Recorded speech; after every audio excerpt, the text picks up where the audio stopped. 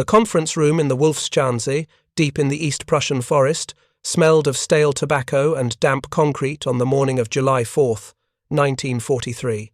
Outside, beyond the reinforced walls and minefields, the greatest armoured offensive in history was about to begin. Inside, a single sheet of paper lay on the polished table before Field Marshal Gunther von Kluge, and the numbers typed upon it made no sense whatsoever. 5,000 tanks, he said aloud, not as a question but as an accusation. Soviet intelligence claims they have concentrated 5,000 tanks in the Kursk salient. Major Reinhard Gehlen, chief of Fremde Heere Ost, the Foreign Army's East Intelligence Section, stood rigid near the map table. He had prepared this estimate himself, compiled from reconnaissance flights, partisan reports, radio intercepts, and prisoner interrogations. Every source pointed to the same impossible conclusion. The Soviets had not merely survived 2 years of catastrophic losses. They had rebuilt their armoured forces to a scale that defied industrial logic. If you're enjoying this deep dive into the story, hit the subscribe button and let us know in the comments from where in the world you are watching from today. Von Kluge tapped the paper with his finger. "This is propaganda," he declared. "Soviet deception. They want us to believe they possess unlimited resources." Around the table, other officers nodded. It was easier to believe in deception than in the alternative, that Germany's intelligence apparatus had fundamentally misunderstood the nature of the enemy they faced. But Gehlen had seen the reconnaissance photographs himself. Endless columns of 34 tanks moving at night, their engines leaving heat signatures visible to infrared detection equipment.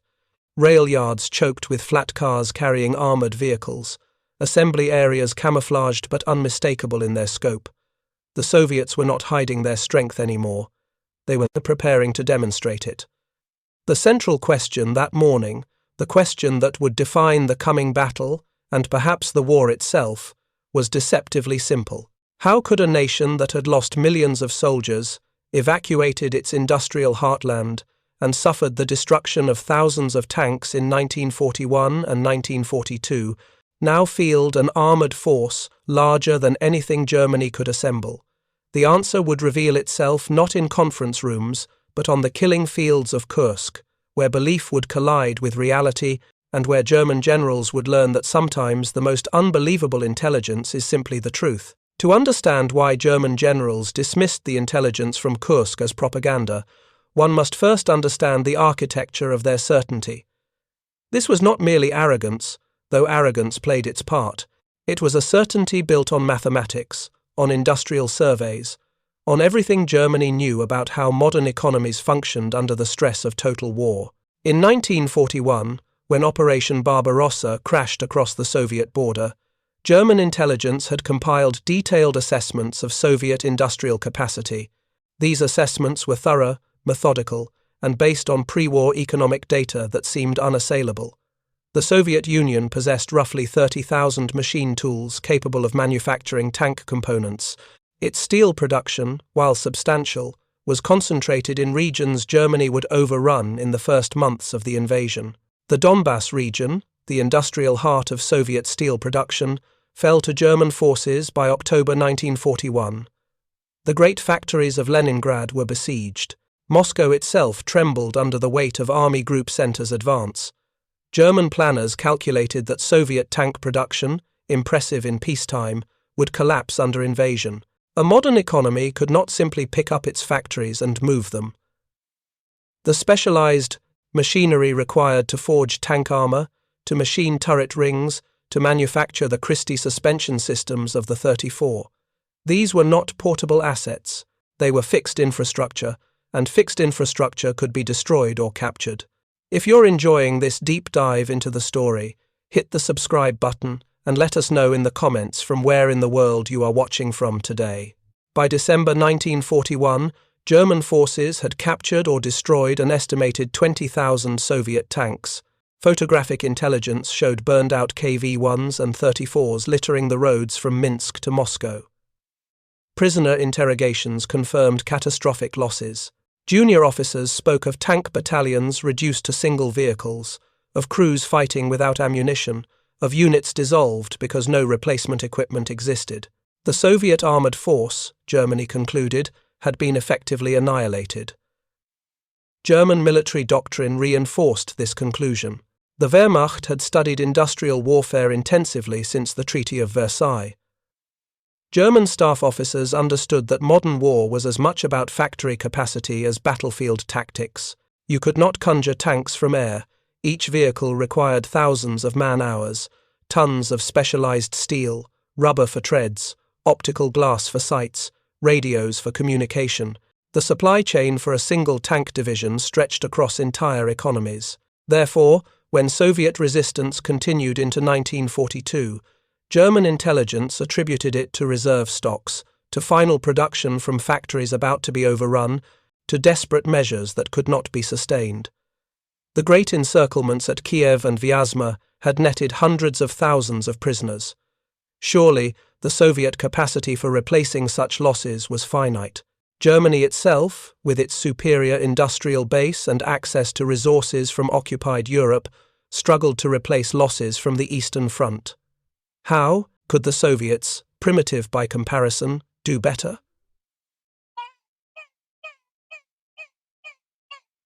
This certainty was encoded in every intelligence estimate, every operational plan. When Galen's reports began suggesting otherwise in early 1943, they were read through the filter of established belief.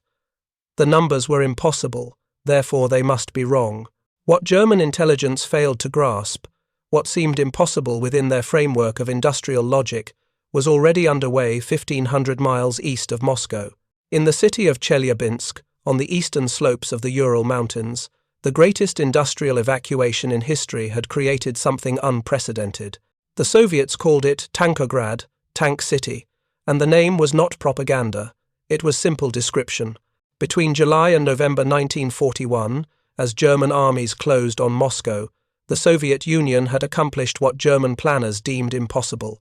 They evacuated 1,500 factories from the Western territories, not the workers alone, but the factories themselves. Entire production lines were disassembled, loaded onto rail cars, and shipped east. The Kirov plant from Leningrad, the Karl Liebknecht factory from Moscow, the Kharkov locomotive works. These industrial giants were broken into components and transported beyond German reach. The scale beggared comprehension. Over 1 million railway cars carried machinery, raw materials, and 10 million workers eastward. The trains ran day and night, even as German aircraft strafed the rails, even as partisan groups in occupied territory fought to keep the lines open. Workers rode atop their disassembled machines, guarding lathes and stamping presses as though they were children. Many froze to death on the journey. Others died when trains derailed or were bombed, but the machinery kept moving. In Chelyabinsk, in Nizhny Tagil, in Sverdlovsk, these evacuated factories merged with existing industrial plants to create production complexes of staggering capacity. Tankograd combined the Kirov plant, the Chelyabinsk tractor plant, and evacuated sections of the Kharkov factory into a single sprawling industrial organism. By February 1942, just months after the evacuation, Tankograd was producing 34 tanks. If you're enjoying this deep dive into the story, hit the subscribe button and let us know in the comments from where in the world you are watching from today. The production methods were brutal in their efficiency. Soviet engineers had simplified the 34 design, eliminating components that required precision machining. The turret, originally cast in 2 pieces and welded, was now stamped from single sheets of rolled armor. The finish was crude, the weld lines visible, but the armor was just as thick and sloped at the same angles. Engine production was rationalized. The V2 diesel, complex by pre-war standards, was broken into sub-assemblies that could be manufactured in separate facilities and combined at final assembly. Workers labored in conditions that would have shut down German factories. The industrial complexes operated through Siberian winters, where temperatures dropped to -40 degrees. Women, many of whom had never seen a factory before the war, operated heavy presses and welding equipment. Teenagers, some as young as 14, worked 12-hour shifts machining tank components. There were no safety regulations, no concern for worker comfort. The only metric that mattered was output. and the output was staggering. By the end of 1942, Soviet factories produced over 24,000 tanks. In 1943, production would exceed 29,000.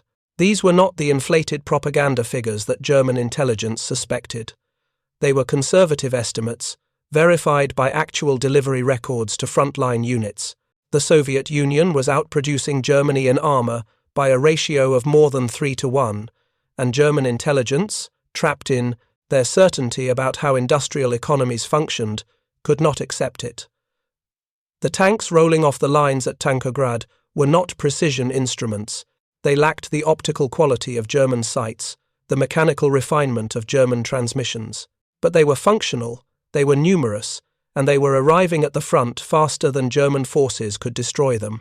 By the spring of 1943, as both sides prepared for the battle at Kursk, Soviet armored reserves had been rebuilt to pre-war levels. German intelligence estimates placed Soviet tank strength at perhaps 2,000 vehicles in the Kursk salient. The actual number was approaching 5,000 and climbing daily. Major Reinhard Gehlen sat in his cramped office at Fremde Heer Ost headquarters, surrounded by intelligence summaries that refused to reconcile with accepted reality. It was May 1943, and every report crossing his desk painted the same impossible picture.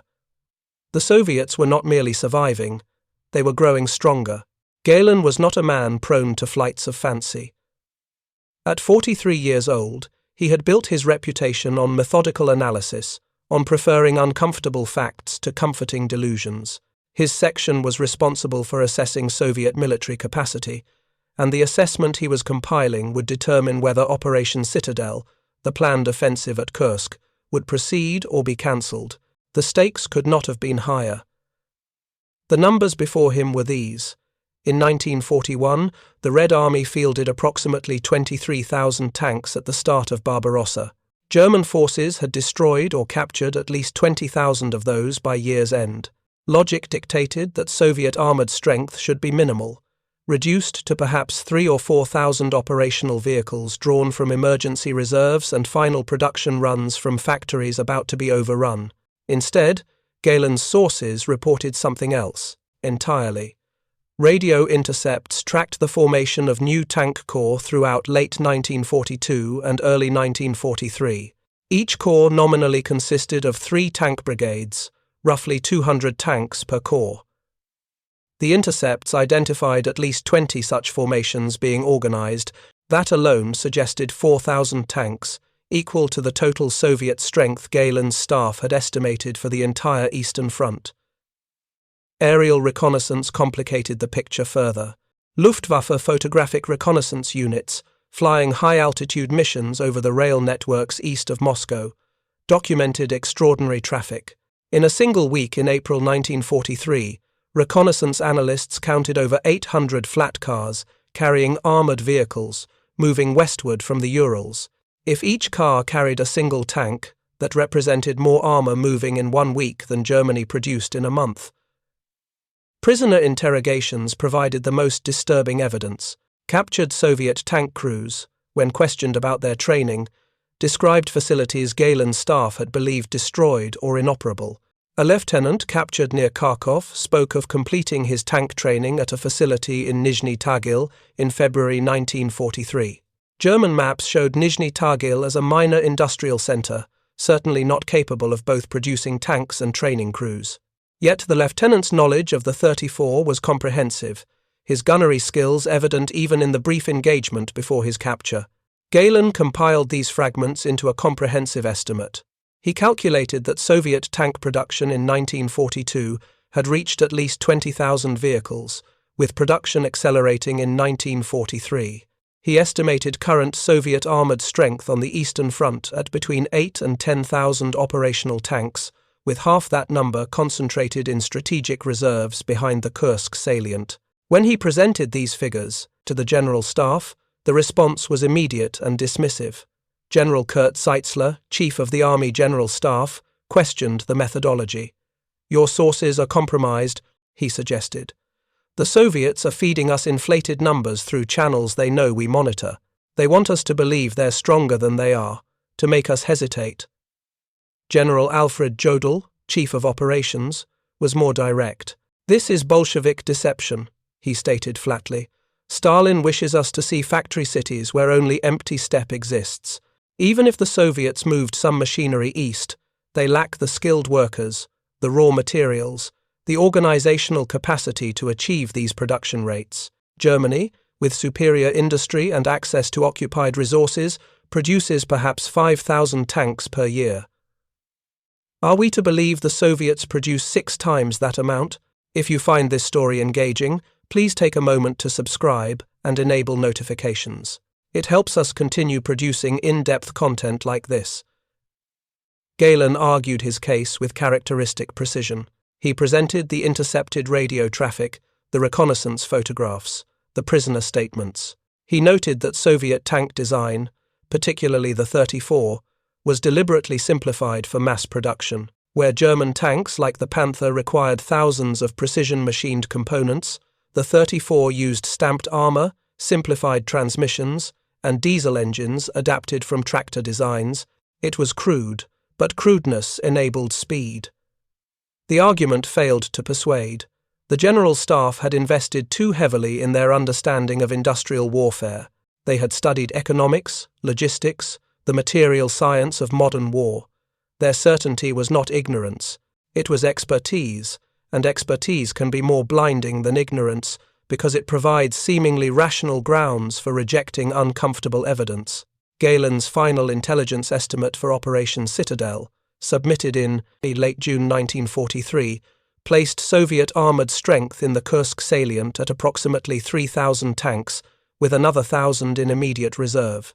It was a compromise figure, higher than the General Staff wanted to believe, but lower than Galen's own analysis suggested.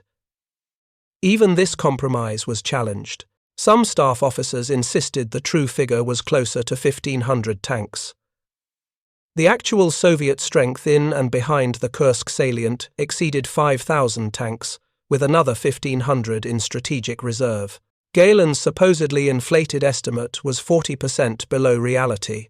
The delusion was so complete that when the battle began, German commanders would interpret the intensity of Soviet resistance not as evidence of greater numbers, but as proof of desperate all-or-nothing commitment.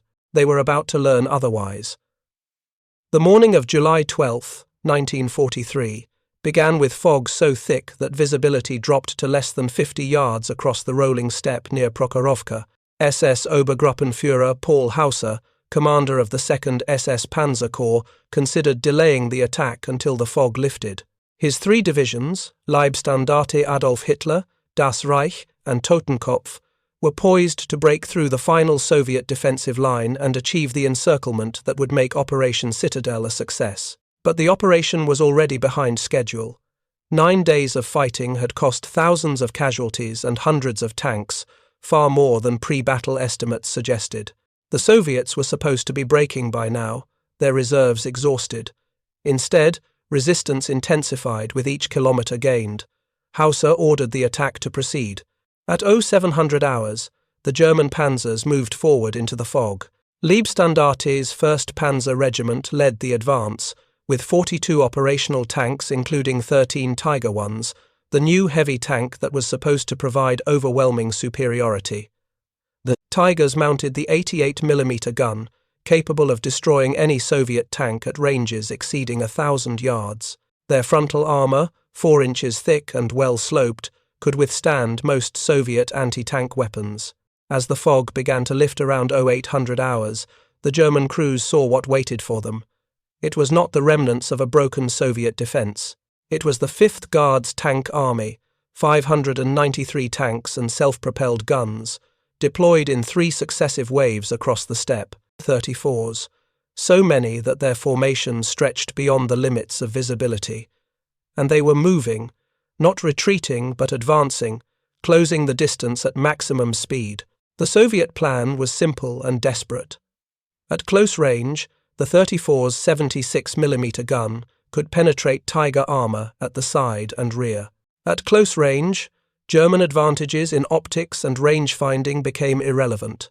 The Soviet commander, Lieutenant General Pavel Rotmistrov, had ordered his tankers to close with the Germans regardless of losses, to get inside the killing zone where numbers mattered more than technology. What followed was the largest tank battle in history, a swirling melee that devolved into dozens of individual engagements across 5 square miles of steppe.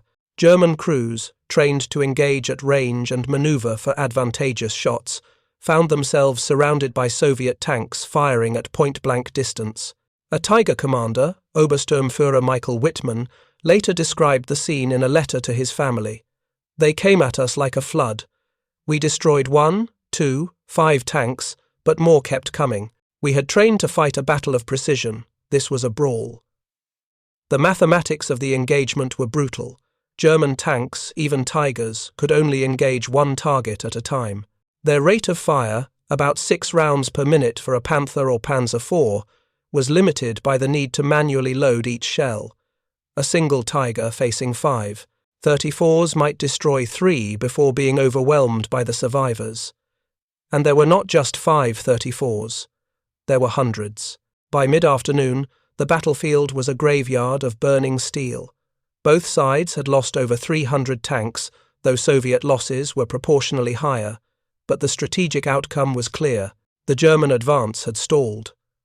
Leibstandarte, which began the day with 42 operational tanks, had 11 functional vehicles by nightfall. Das Reich and Totenkopf had suffered similar losses. More importantly, the psychological impact was shattering. German tank commanders had fought the entire war with the assumption of qualitative superiority. A single German tank, properly employed, could defeat multiple Soviet tanks. The crew training was superior, the optics were clearer, the armor was thicker, the guns were more powerful. All of these advantages were real, but they were overcome by something the Germans had not prepared for. Soviet tanks in numbers so great that qualitative advantages became irrelevant. That evening, field reports reached Army Group South headquarters. The reports documented not just the losses at Prokhorovka, but the appearance of fresh Soviet tank units across the entire Kursk salient. The 3rd Guards Tank Army, which intelligence had not known existed, had entered the battle north of Kursk. The 1st Tank Army, supposedly destroyed in fighting around Kharkov, had reappeared with over 400 tanks. Field Marshal Erich von Manstein, commanding Army Group South, reviewed the intelligence summaries with growing realization. The Soviets had not committed their reserves desperately. They had employed them systematically, feeding fresh formations into the battle as German units exhausted themselves. The implication was unavoidable. Soviet armored reserves were deeper than anyone had imagined. Von Manstein placed a call to OKW, Supreme High Command. That night, his message was direct. The enemy possesses tank strength far exceeding our estimates. Continuation of the offensive will result in the destruction of our armored forces without achieving strategic objectives. It was as close to panic as the normally composed field marshal had ever come. The order to halt Operation Citadel came on July 13, 1943, from Adolf Hitler himself. The official justification was the Allied landing in Sicily, which required the transfer of forces to Italy. But the field commanders knew the truth. Kursk had broken the German armoured force not through Soviet brilliance, but through Soviet depth, the sheer mass of equipment and men that Germany could not match. In the week following the battle's end, German intelligence teams worked frantically to understand what had happened. Galen's Fremde Heere Ost section compiled after-action reports from every division engaged at Kursk. The picture that emerged was consistent and terrifying. German units had faced Soviet tank formations in numbers that exceeded pre-battle estimates by factors of 2 or 3. The 2nd Panzer Division, fighting north of Kursk, reported engaging elements of 4 separate Soviet tank corps in a single day, representing at least 600 tanks. The division's own strength had been 90 panzers at the battle's start. The 3rd Panzer Division encountered similar concentrations. After-action reports used phrases like endless waves and inexhaustible reserves, language that suggested not tactical defeat but the collapse of operational assumptions. Prisoner interrogations after Kursk provided the final pieces of the puzzle. Captured Soviet tankers, when questioned about their equipment's origin, named factories that German intelligence had assessed as destroyed or inoperable. Chelyabinsk, Nizhny Tagil, Sverdlovsk. These were not minor repair facilities. They were industrial complexes producing hundreds of tanks monthly. One prisoner, a tank commander named Lieutenant Dmitry Lavrinenko, provided particularly detailed testimony. He had trained on the 34 at Tankograd in January 1943, receiving a new tank fresh from the production line. His entire brigade, over 50 tanks, had been equipped from a single month's production at one facility. When interrogators suggested he was exaggerating, Lavrinenko laughed. "You think Tankograd is our only factory? There are 5 others just as large." The intelligence teams attempted to verify these claims through aerial reconnaissance. Luftwaffe long-range reconnaissance aircraft, flying from bases near Smolensk, photographed the industrial complexes of the Urals at extreme range. The images, grainy and incomplete, showed sprawling factory grounds, rail yards choked with freight cars, and what appeared to be tank parks with hundreds of vehicles awaiting transport. A reconnaissance analyst, comparing the photographs to pre-war intelligence files, noticed something extraordinary. The factory complexes were not merely operational, they were expanding. New buildings, identifiable by their fresh concrete and lack of weathering, surrounded older structures. The Soviets were not sustaining production through makeshift measures. They were investing in permanent industrial infrastructure beyond German reach. The psychological impact on German leadership was profound. The entire rationale for Barbarossa had rested on the assumption that Soviet industrial capacity could be destroyed or captured. The Blitzkrieg strategy was designed to achieve rapid territorial gains that would deny the Soviets their economic base. But the Soviets had evacuated that base, reconstituted it beyond German reach, and now operated industrial complexes that outproduced anything Germany could achieve. General Heinz Guderian, Inspector General of Armored Troops, received a full briefing on Soviet tank production in August 1943. His response, recorded in his memoirs, captured the moment of reckoning. "We had deceived ourselves about the enemy's capacity. The industrial achievement of the Soviets, particularly in tank production, was beyond anything we thought possible. Our intelligence was not wrong because our sources were bad. It was wrong because we refused to believe what our sources told us." The refusal to believe was not unique to any individual. It was systemic, rooted in the ideological framework that Germany had used to justify the invasion. The Nazis had portrayed the Soviet Union as primitive, its people inferior, its government barely functional. These were not merely propaganda claims. They had become analytical assumptions. German intelligence had filtered Soviet industrial data through these assumptions, rejecting evidence that contradicted the ideological narrative. The cost of this delusion was measured in more than lost tanks. Kursk marked the end of German offensive capability on the Eastern Front. From July 1943 forward, Germany would fight a defensive war, surrendering the initiative to an enemy whose strength they had finally, too late, recognized. The 5,000 tanks the generals had called propaganda became the instrument of their defeat. In the months following Kursk, German intelligence underwent a painful process of institutional self-examination. Major Reinhard Gehlen, whose pre-battle estimates had been dismissed as inflated propaganda, found himself in the uncomfortable position of vindication. His revised assessments, compiled in August and September 1943, were now read with attention rather than skepticism. But the credibility he gained came at a terrible price.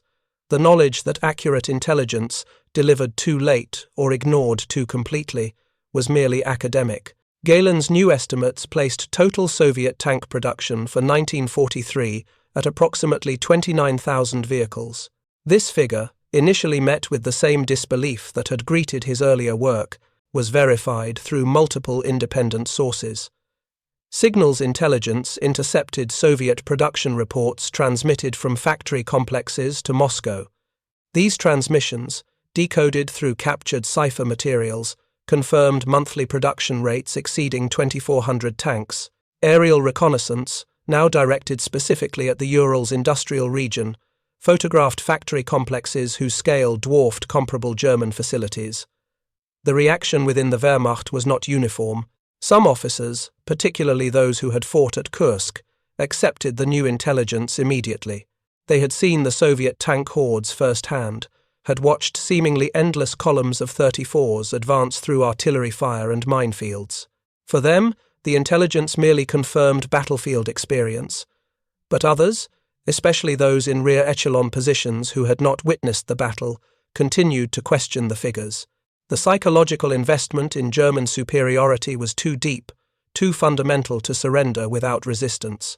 General Kurt Zeitzler, who had dismissed Galen's pre-Kursk estimates, now faced a strategic landscape transformed by the very numbers he had rejected. In staff meetings throughout late 1943, he argued for revised operational planning that acknowledged Soviet numerical superiority. Germany, he insisted, could no longer plan offensives based on the assumption of qualitative advantage overcoming quantitative deficits. The mathematics had changed. A German Panzer division might still defeat a Soviet tank corps in open battle, but the Soviets now fielded 10 corps for every German division. The industrial implications were equally sobering. Germany's tank production in 1943 totaled approximately 5,800 vehicles, including all models from the Panzer III to the Tiger. This represented the output of Germany's entire industrial base, augmented by production from occupied territories and allied nations. The Soviets, operating from evacuated factories in the Urals, outproduced Germany by a factor of 5-1, and this production gap was widening, not narrowing. Albert Speer, Reich Minister of Armaments and War Production, received the intelligence summaries with characteristic pragmatism. Speer understood industrial capacity in ways that military officers did not. He recognized immediately that the Soviet achievement was not miraculous but methodical. The Soviets had concentrated their industrial effort on a small number of standardized designs, particularly the 34. They had eliminated unnecessary complexity, reduced quality tolerances where they did not affect combat performance, and organized production along rationalized assembly lines. Germany, by contrast, produced multiple competing tank designs simultaneously. The Panzer III, Panzer, IV, Panther, and Tiger were all in production in 1943, each requiring unique components, tooling, and supply chains. This diversity provided tactical flexibility but industrial inefficiency. A factory producing Panthers could not easily switch to Tiger production. Component manufacturers had to maintain separate inventories for each model. The result was lower overall output and greater vulnerability to supply disruptions. Speer proposed radical rationalization of German tank production, concentrating on the Panther as a standard medium tank and the Tiger as a heavy breakthrough vehicle. But the proposal faced resistance from Hitler, who had personal preferences for certain designs, and from the Wehrmacht, whose officers had varying opinions on optimal tank characteristics. The debate consumed months, while Soviet production continued uninterrupted.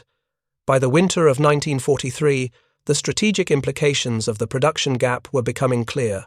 Soviet offensives, launched with increasing frequency and power, could absorb losses that would have crippled the Red Army. In 1941, a Soviet tank army might lose half its strength in a single operation and be reconstituted within weeks from factory output.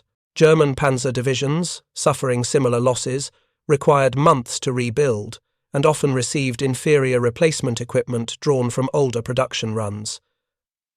The psychological toll on German tankers was measurable. Crew morale, which had remained relatively high through 1942 despite mounting losses, began to deteriorate in late 1943. After-action reports noted increasing instances of combat fatigue, reduced effectiveness under fire, and reluctance to engage superior Soviet numbers. The realization that their qualitative advantages could no longer guarantee victory, that they might execute perfect tactical maneuvers and still be overwhelmed by sheer mass, eroded the confidence that had sustained them through earlier campaigns. The story of German intelligence failure at Kursk represents more than a single battle's miscalculation. It reveals a fundamental misunderstanding of how industrial warfare functions under conditions of total national mobilization.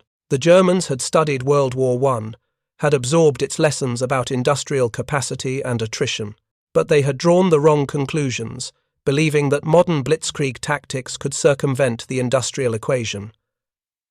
Kursk proved otherwise. The Soviet industrial achievement in the Urals was unprecedented in scale but not in concept. It represented the application of ruthless prioritization to war production.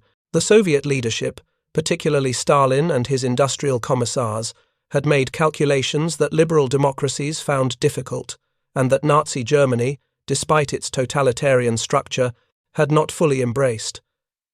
Every resource was directed toward a small number of essential weapons systems. Consumer production effectively ceased.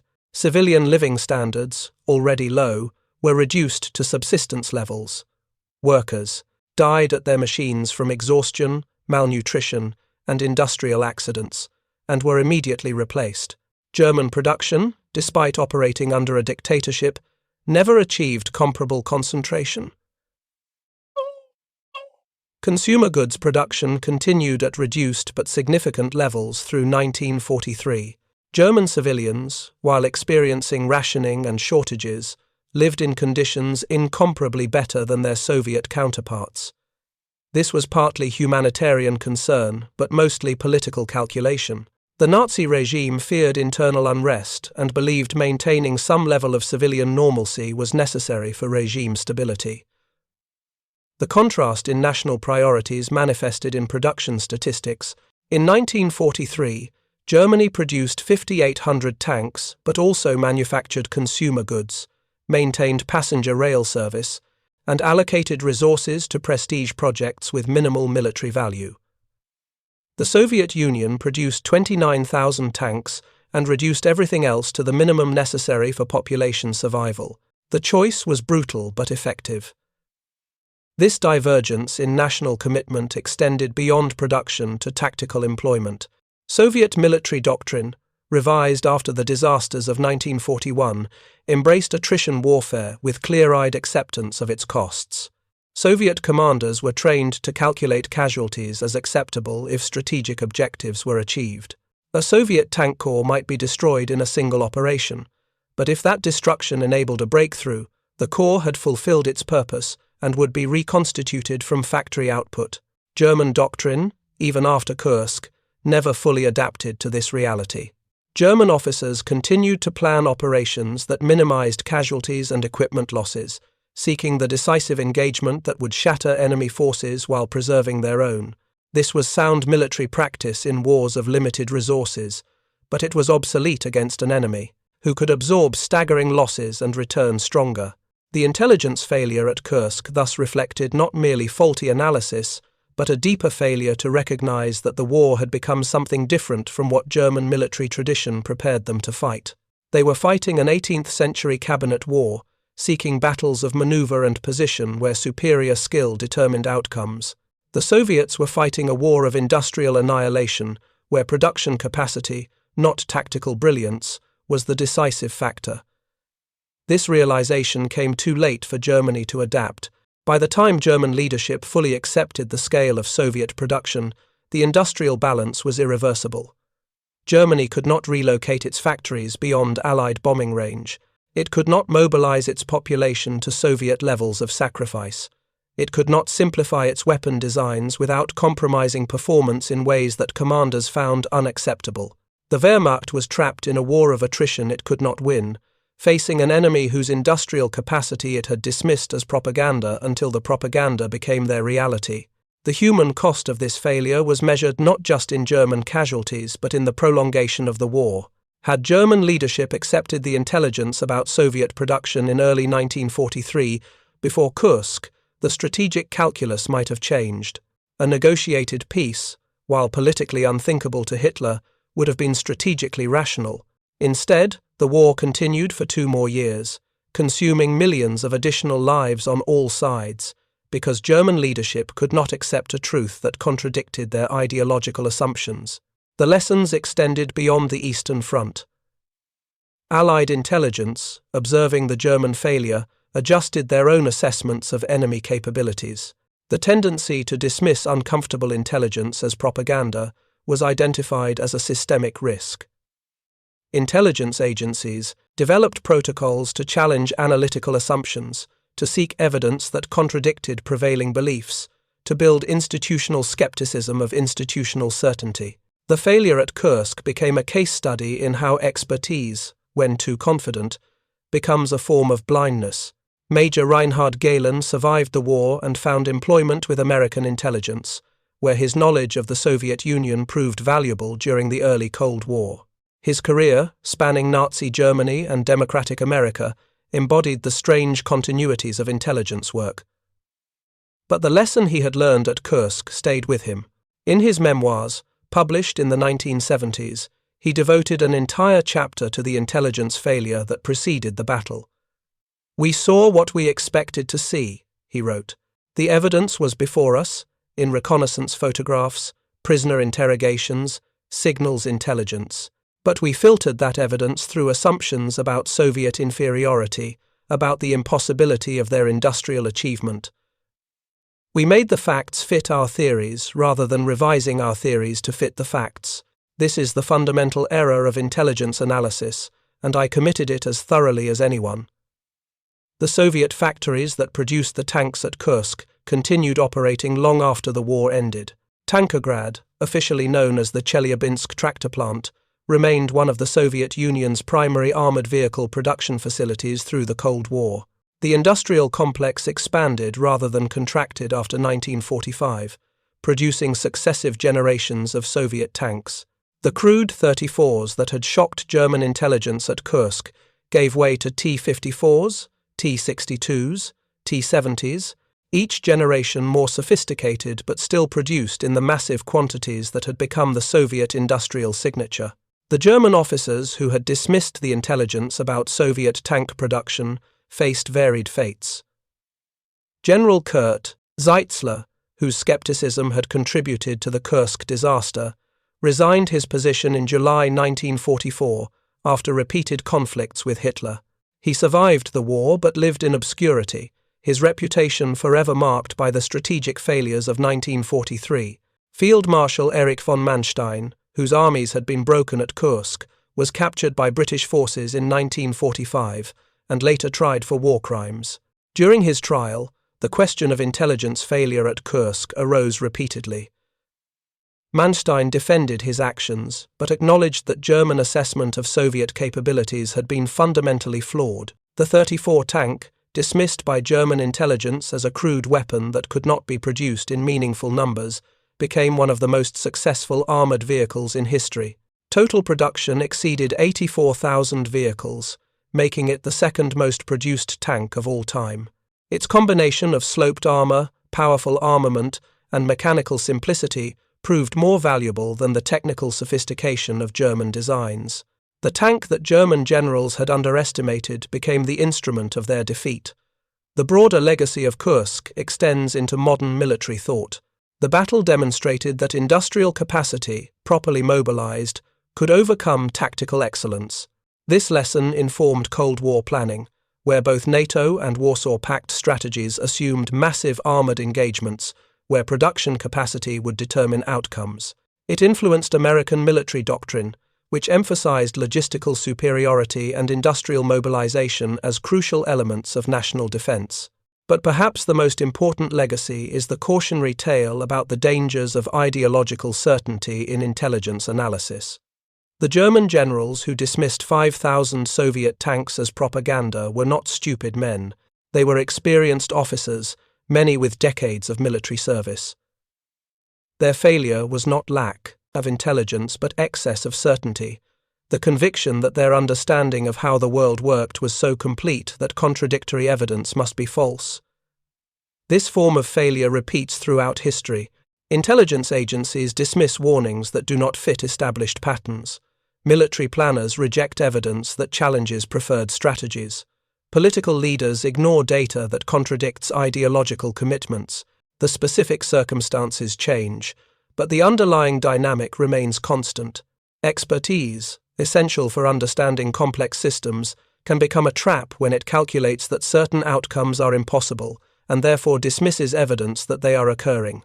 The morning of July 4, 1943, when Field Marshal von Kluge looked at the intelligence estimate claiming 5,000 Soviet tanks at Kursk and declared it propaganda, represents a moment that decided not just a battle, but a war. The truth was before him, compiled by competent analysts from multiple sources. But the truth was incompatible with everything he believed about Soviet industrial capacity, about German superiority, about how modern wars were fought and won. So he rejected the truth and proceeded with plans based on comfortable delusions. The cost of that rejection was measured in destroyed divisions, in strategic initiative surrendered, in a war prolonged beyond any rational hope of victory. The tanks, the generals called propaganda, became the instruments of their destruction, not because Soviet technology was superior, but because Soviet production was overwhelming. The lesson endures because the temptation endures, to reject uncomfortable evidence, to trust familiar theories over unfamiliar facts, to believe that our understanding of the world is complete enough to dismiss contradictory information as deception or error. The 5,000 tanks at Kursk were real. They were always real. The only propaganda was the German certainty that they could not be. And that propaganda, unlike Soviet deception, was entirely self-created. In the end, the most dangerous lies are not those the enemy tells us, but those we tell ourselves. Thank you for watching. For more detailed historical breakdowns, check out the other videos on your screen now, and don't forget to subscribe.